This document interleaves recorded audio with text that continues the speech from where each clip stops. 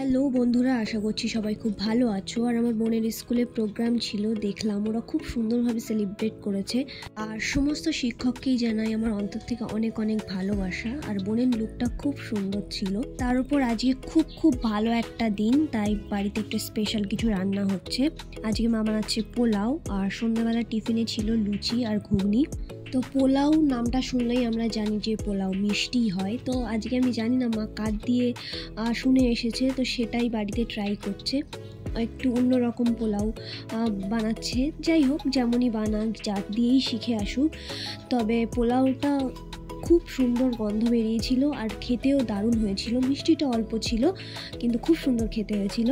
তো একটাই প্রবলেম হয়ে গেছিলো, নারিকেলটা আর একটু ঝুরঝুরে করে নিলে ভালো হতো। এটা আমাদের দেওয়ার সময় মনে পড়েছে, নাহলে সবটাই ঠিকঠাক ছিল, কিন্তু খেতে খুব সুন্দর হয়েছিল। তো সত্যি খুব ভালো একটা দিন আমরা পেয়েছি, নবী দিবস, তার উপরে জুম্মাবার, আবার টিচার্স ডে। খুব ভালো লাগছে এই দিনটা পেয়ে। তো নামাজ পড়া, কোরআন পড়া, খাওয়া দাওয়া সব কিছু মিলিয়েই বেশ ভালোভাবেই দিনটা কাটিয়েছি। যাই হোক, এতটুকুই ছিল আজকে। দেখা হচ্ছে নেক্সট ব্লগে।